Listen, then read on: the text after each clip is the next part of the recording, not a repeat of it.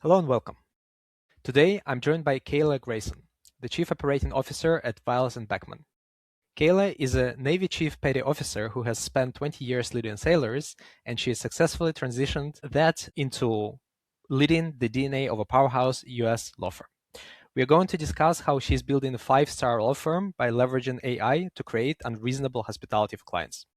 We'll also dive into a massive mission to create $1 million impact for the local community through their nonprofit efforts.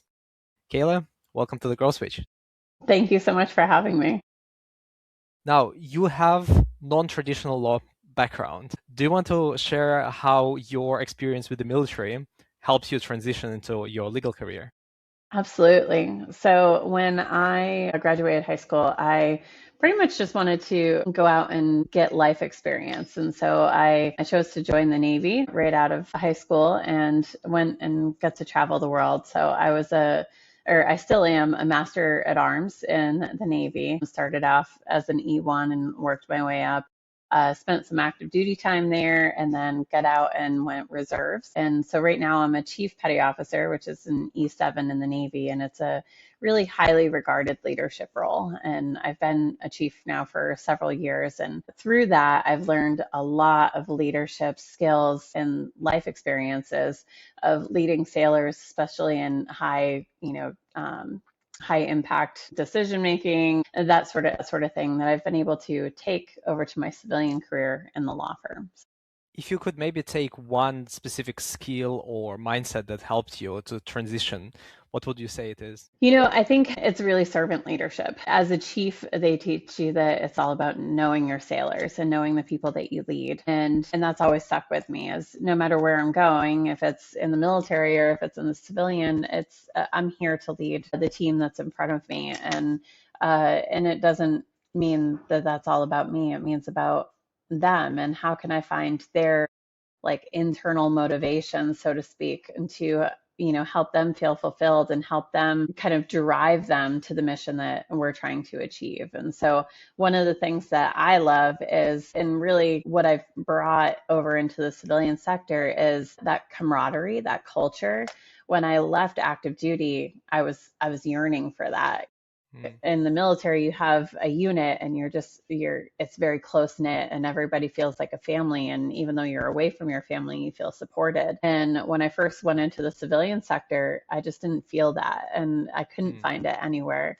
And so I always said if once I got to a position where I am now, that I would really be intentional about cultivating a culture that really feels like that camaraderie. And so that's what we've done at Viles and Beckman, has really been intentional about creating a culture where we have one mission, we're all rowing in the same direction, and it's something that's personal, that feels personal to all of us, and it helps us drive that mission forward. Was there anything that was making it difficult? Because lawyers as a profession, we are very opinionated. Sometimes there's ego involved. As an experts in our field, we have our view on how things should be done.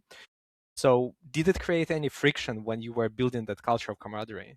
Yes. So it started with a culture call because before we really took a turn towards building this culture and that sort of thing, we had to really get to the drawing board and figure out who are we and where are we going, what do we want to be, what do we want to be known for. And so once we came up with our vision, our mission, and our core values, and really committed to it, we had to do a culture call of, this is who we are and this is where we're going, and you're either with us or you're not. And that was a hard talk. It's hard to stand up in front of people and say, you may not align with where we're going, and that's okay. And so we did lose some people in the beginning, but then what happened was we started hiring specifically based off of those. So we ask very cultivated questions in the interview process to make sure that people align with our values and with the mission, and make sure that it's something that really drives them forward. So it's something that we really, really highly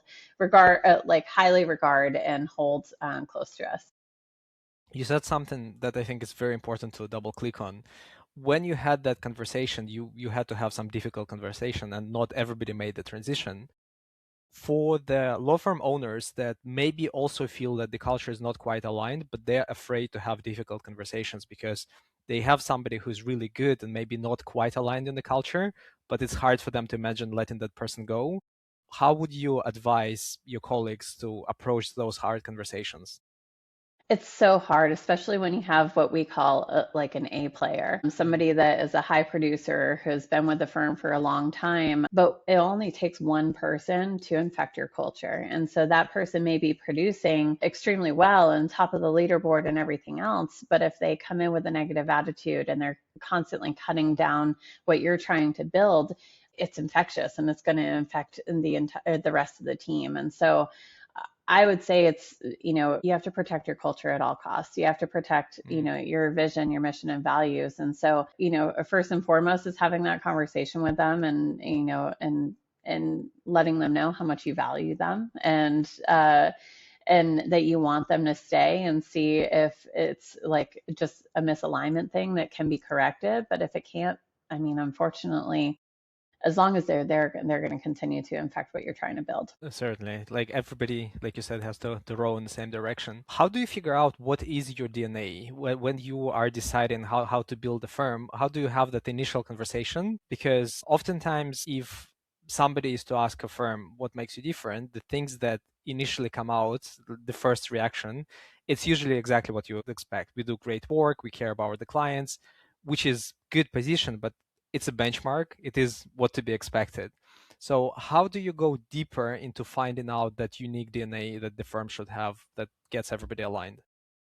I think it's definitely more than one conversation. It takes, I mean, probably conversations over months, and really looking at. I mean, everybody has a DNA, whether you like it or not. It's whether or not you're intentional about it. And so, looking at where you're starting from, like, how do your clients see you? How does your team see you?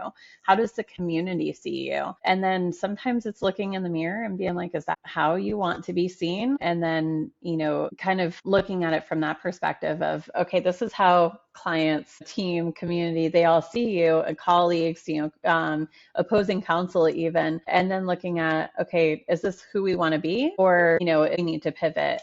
And then from there, you can outline kind of what drives you. I mean, as the CEO Mhm, or law firm owner, it's really like what excites you. You have a blank drawing board and it doesn't have to fit the mold of a normal law firm or, the law firm down the street. You as the CEO or law firm owner can really create it into anything you want to. So what excites you and what is going to drive you?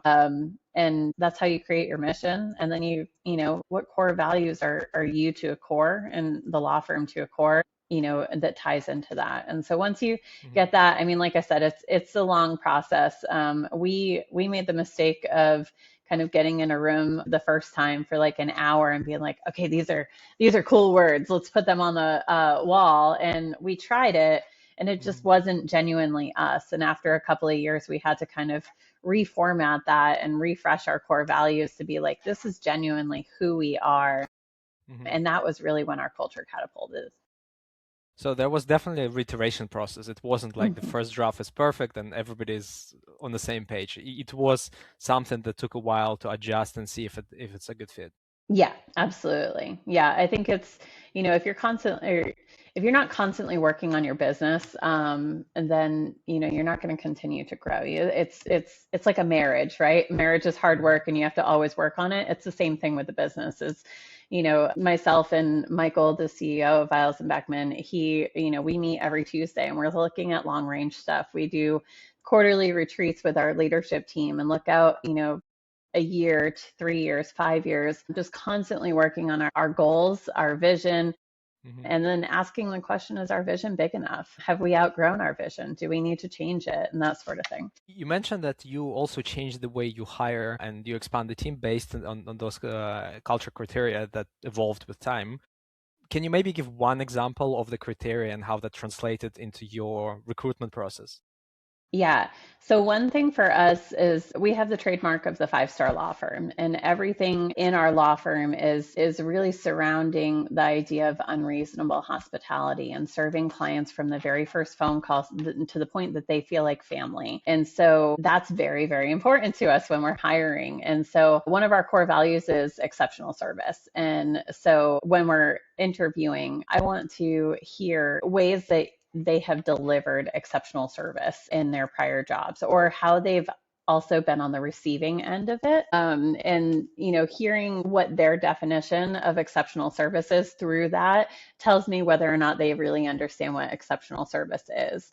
Exceptional service to somebody might be, well, they answer the phone and they were nice.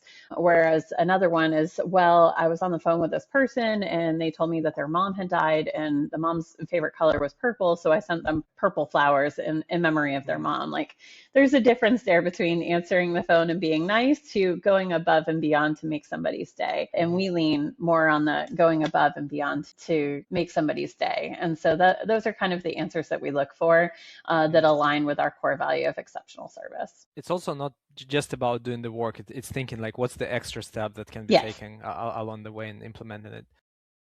Did you ever seen an example when somebody didn't have that extra step in them, but because of the culture, they changed? I have, yeah. Sometimes I call them a gut hire. It's hard. I mean, most of the time you usually only have one or two interviews, and you're trying to make a call on whether or not this person is going to be a culture fit.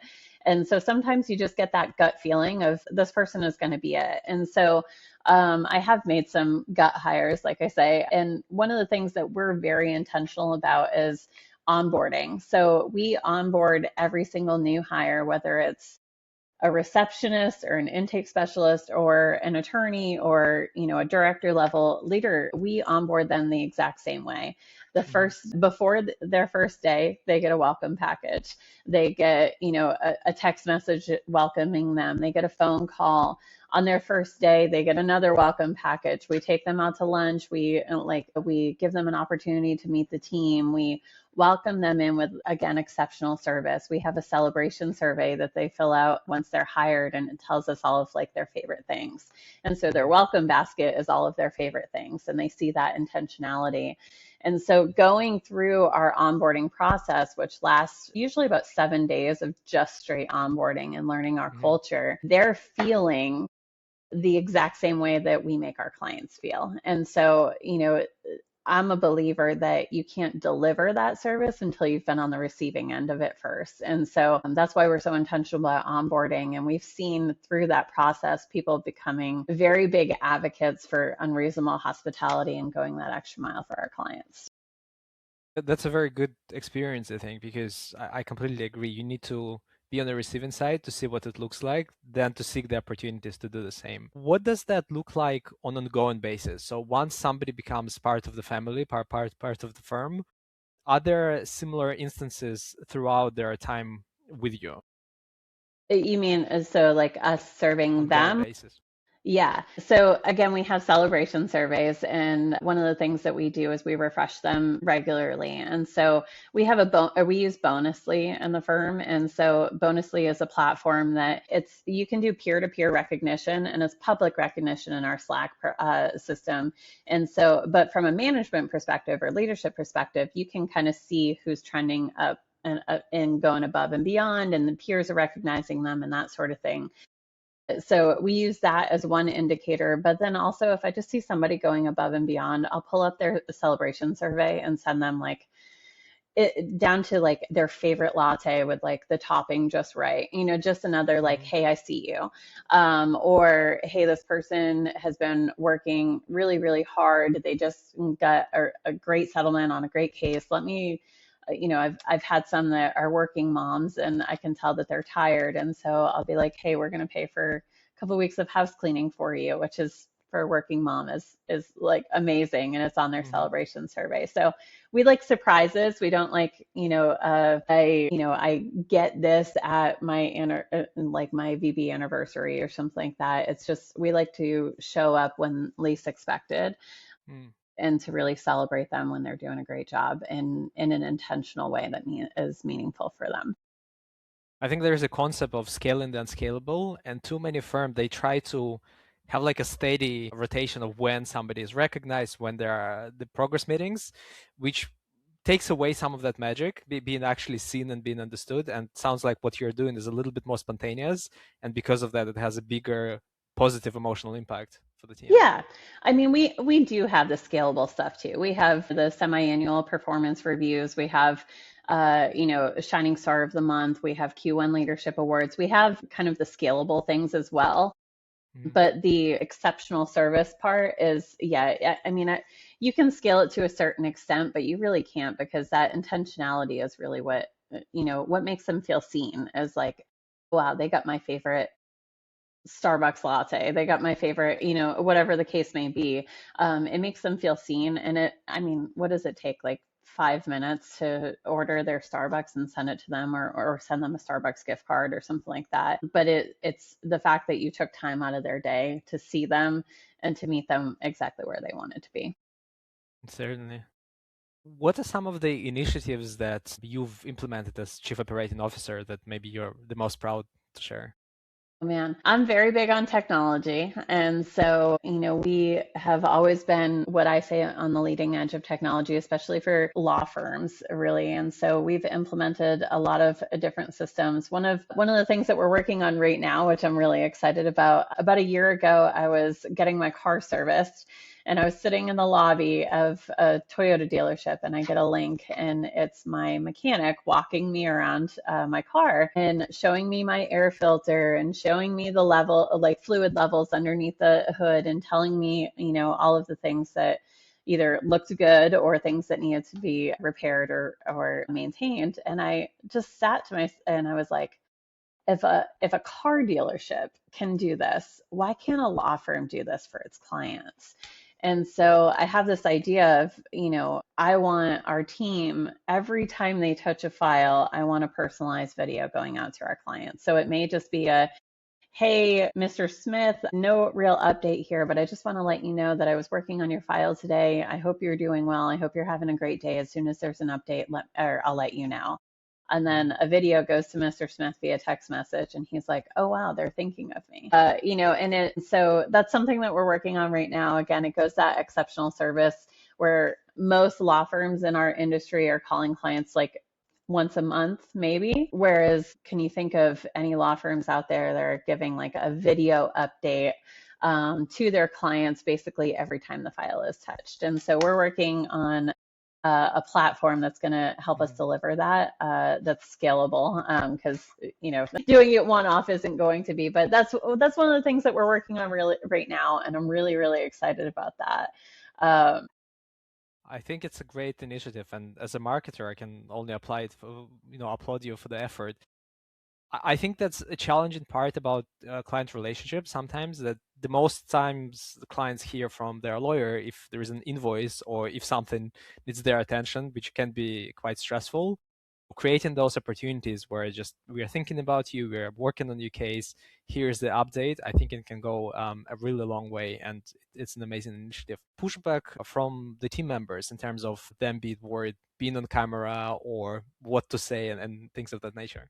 Yeah, I mean, with change management, a big part of leadership is change management, and kind of getting them ready for that. So the first thing is really, okay, we're going to start offering Zoom updates to people. So face by face versus, picking up a phone or a text message, and getting them comfortable with that idea. And then, hey, rather than spending, 15 to 20 minutes on each Zoom call, we can send small video updates. And guess what? Your phone's going to probably ring less because they're getting more updates. And really, so, with anybody, you got to tie in the what's in it for me. How is this going to make Mhm. things easier for me? So I believe that good things come when you jump out of your comfort zone. And so getting people to understand that, once you come out of your comfort zone, the nice thing is clients are going to come to love these updates, and then they're not going to call anymore because you're touching the file and you're fulfilling that. So Mhm. we're in that process, we're transitioning, but overall, I mean, for the most part, the team is excited for it. There's still a few, of course, that,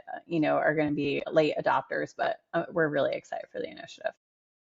That's very cool. How was the client response for when you started doing it? What was the client response like to that initiative?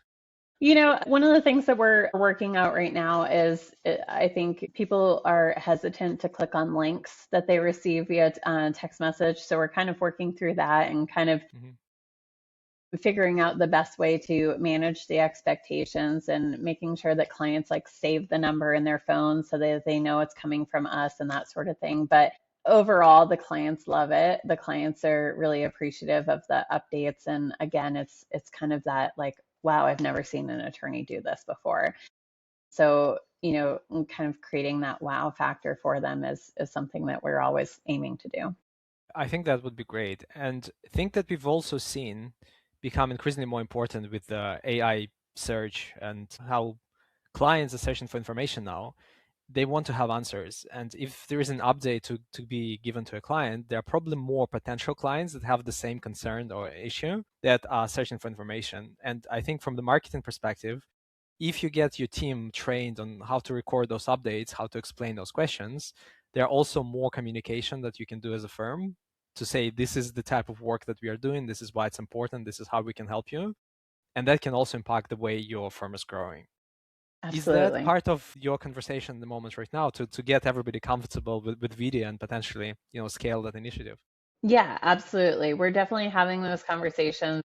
One of the things that we also do is like I create it, or I call it the change makers groups. And so kind of bringing people together that are excited about the initiative, that can kind of, or, kind of infiltrate from, inside and out. And so kind of influence the people um, uh, that might be a little bit, hesitant of the Mhm. initiative. And so we're definitely having those conversations where, we're bringing people in of like, what are your thoughts? How can we make this better? And that sort of thing. And so when people have ownership of that, they're more apt to jump into it. So yeah.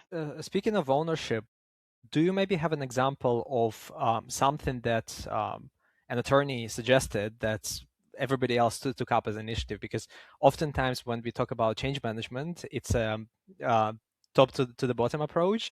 Do you have an example of the reverse when somebody suggested an initiative and the whole firm took it up and put it into Yeah. practice? Actually wasn't an attorney, it was our receptionist. Hmm. And so she was really, really passionate about community service.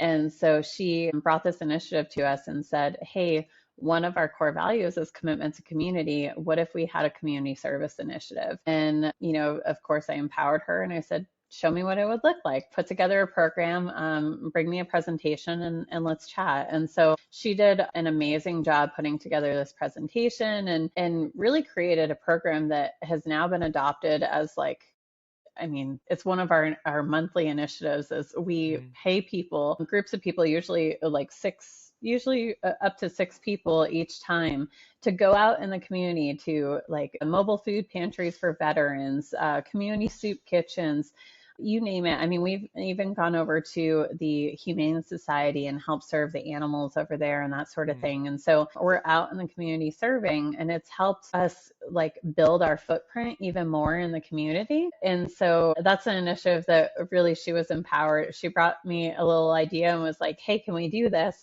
And we were able to empower her to create an entire program that the firm has now adopted, and everybody loves it. I mean, who wouldn't love getting paid during work time to go out and serve the community? It's a great opportunity for us to be present in the community. It helps our marketing, it helps our brand, but it also creates like a teamwork atmosphere. Hmm. Sometimes we'll have like one department go serve together, and that creates that teamwork atmosphere. But then sometimes it's cross departments, which they Hmm. don't always get to work together. And so it's a great way for us to build that unity within the culture.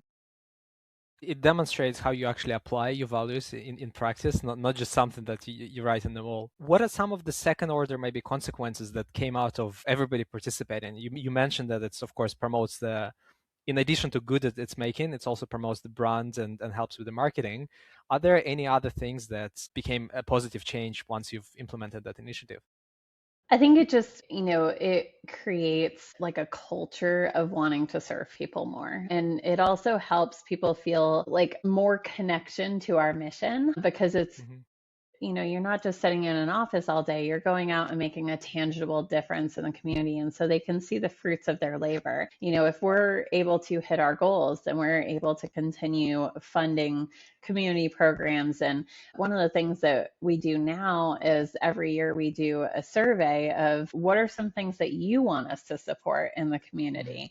And so we bring in that personal aspect of, actually, this year was one of the first that people were really passionate about serving the Humane Society and animals in the community and that sort of thing. And so we added that into our service. And so it's really just allowed us to continue to grow in that area. And then I feel like it gives people a mental break. The legal industry is very, I mean, daunting. You're Mhm. going from case to case, and we have some great clients that are very, very appreciative, but sometimes, you can do the best you can on a case and somebody's not happy. And so it gives our team a mental break where you're doing good and you can feel that tangible impact right away.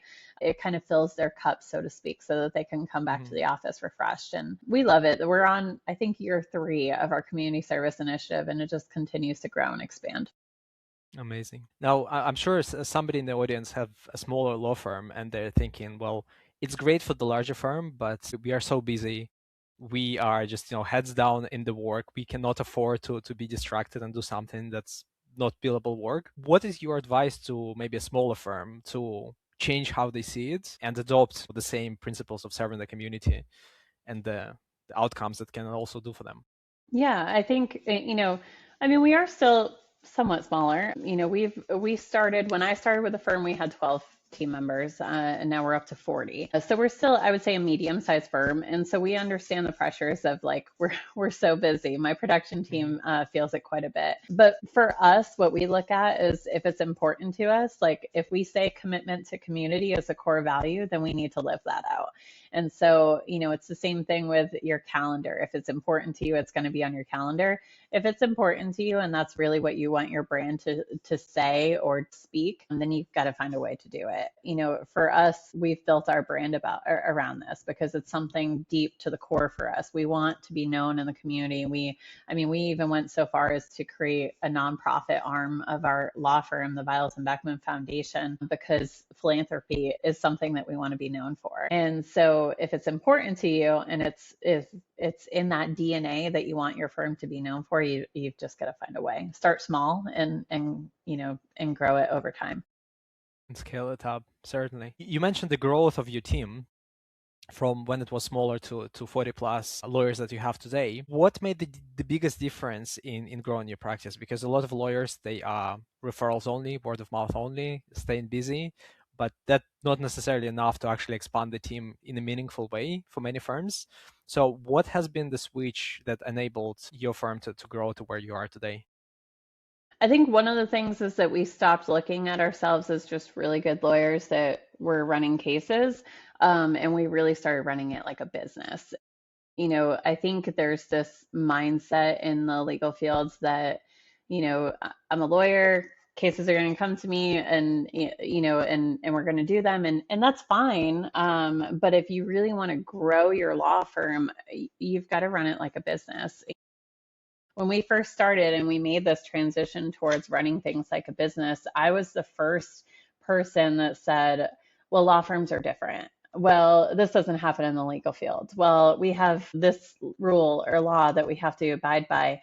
And as I started diving in, I realized business is business. It doesn't matter if it's, a law firm or a medical office or, a business office or even a music business. Everything is Mhm. all the same. You need processes. You need, core values and a mission that's going to drive you forward and unite your team. You need your systems in place, and you need data and metrics and to watch it. And so I'm a big advocate for EOS. EOS Mhm. helped us, getting involved in that, and helped us really kind of set the core fundamentals for the business, and that helped us grow. And then the other part is just, sometimes you gotta lean a little bit less on the play it safe, and you gotta lean in. Like when we first decided to grow, one of our business coaches said, okay, you need to commit a certain amount to marketing. If you want to Hmm. grow, you got to get out past just referrals. And so we committed to 25% of our gross revenue Hmm. to marketing, which is a big amount. And and so we had to have the discipline of, on those, we're contingency based, so income ebbs and flows, and so we had to have that commitment of, okay, this is a commitment that we did, and we've got to ride it out, because a lot of marketing, as you know, like SEO, that Hmm. sort of thing, it's a long-term investment. It's not like you're going to invest ten or $20,000 in a month for SEO and see the results the next day. You're waiting a year, and maybe a year and a half, 2 years before you see that. A lot of discipline and patience in that regard. I think it's a really valuable advice because when it comes to marketing, a lot of professionals expect immediate results, where even with the referrals, it takes time. If you're on contingency basis, there are timelines involved, and the marketing is no different. So it is important to measure what you can, but then have the discipline to do it for a significant portion of the time. When you've made that commitment that was significant at the time into marketing, how did you think about checking progress? Because while you want to be patient, you also want to see that there are milestones that are being achieved. So how did you think about those to make sure that everything is being on track? Yeah, I think for us, especially because we went heavily into the SEO world and the branding, which again is the long-term game, it was setting milestones of, if it's SEO, like, hey, okay, we want to see like page ranks going up by X percentage, or we want to see, these key terms kind of growing. It doesn't mean that they're going to be like top on Google ranking or that sort of thing at that time, but kind of setting those milestones.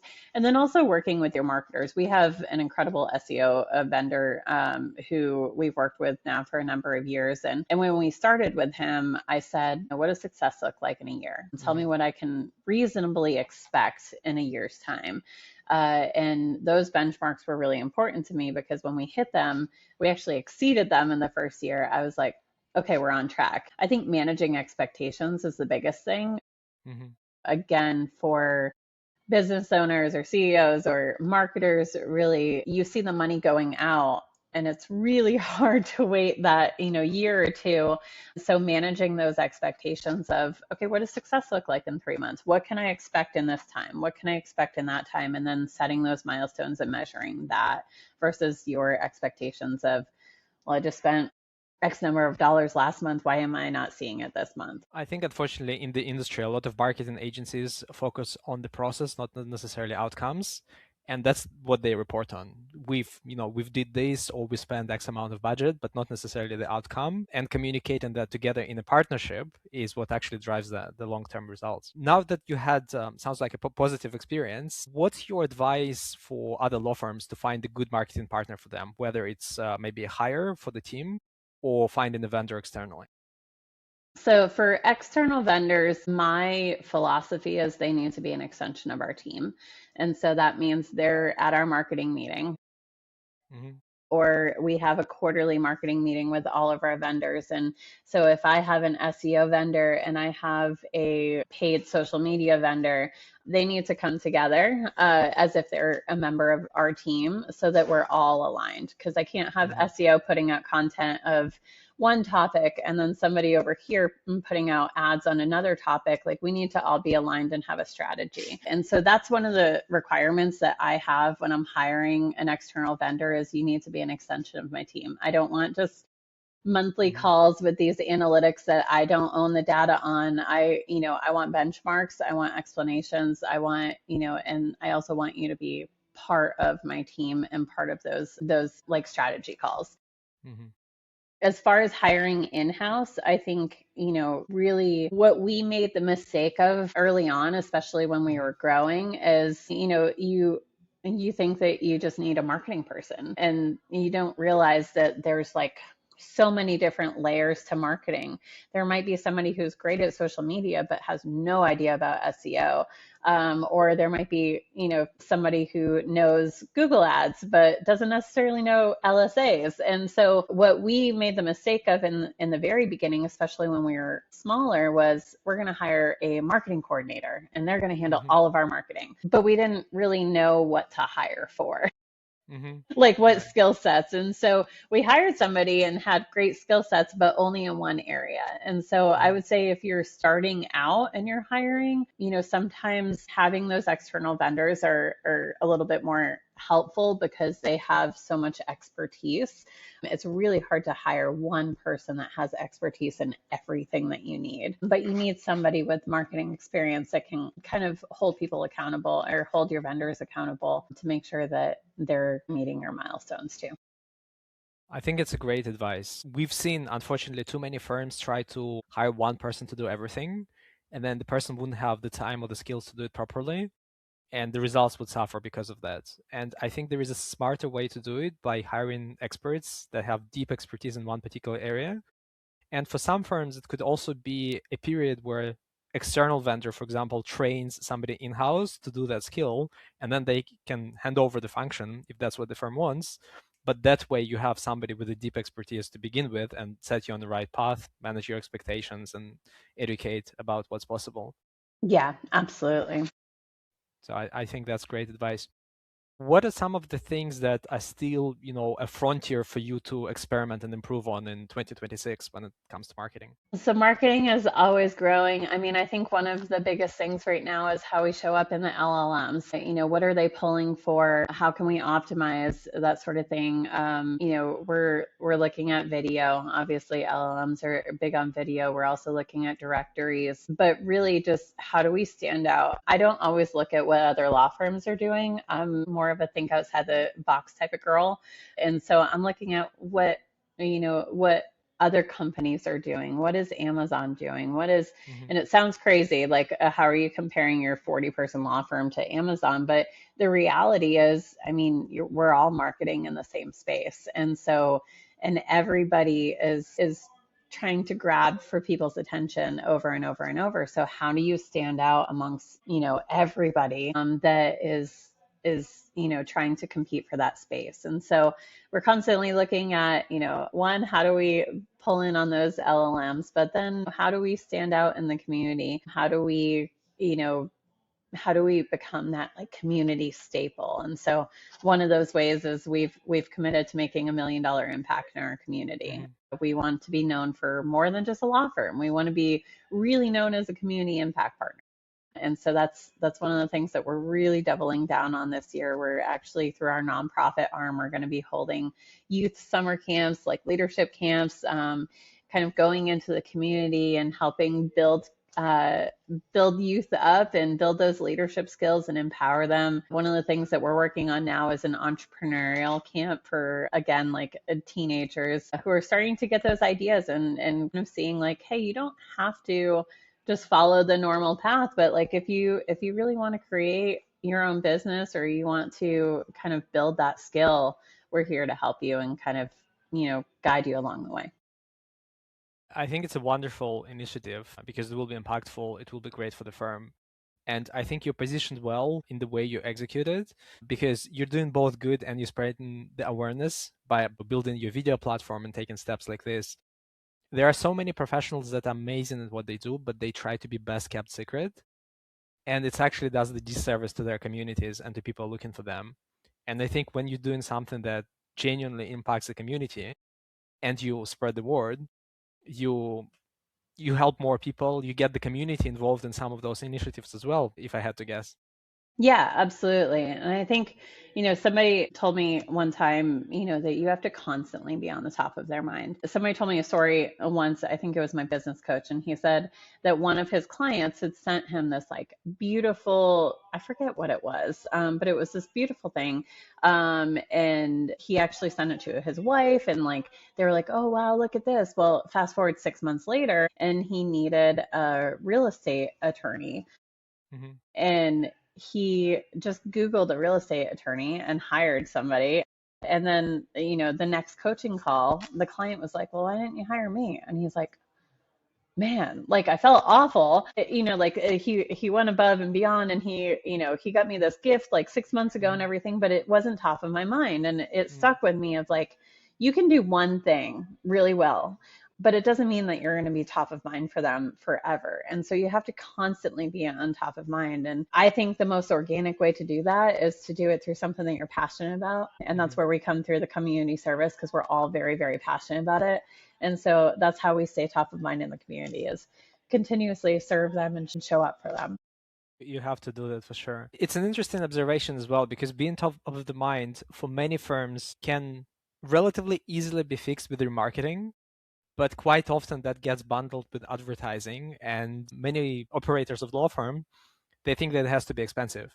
But actually, relatively cheaply, you can be in front of the right people and you stay top of mind. So if you already had great interactions, they remember you at the time when they actually need somebody.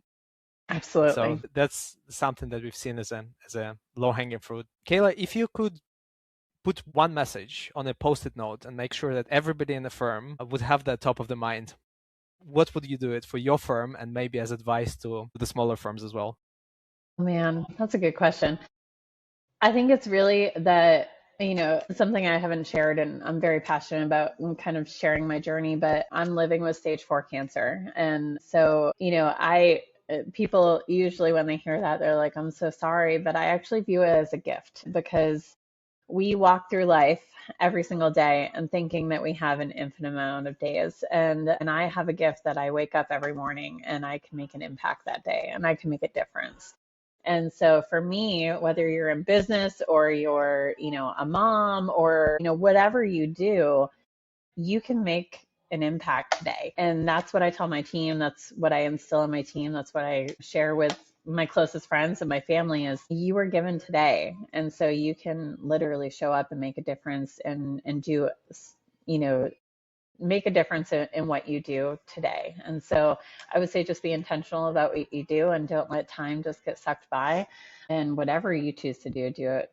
Do it with, yeah, full heart behind it, 100%.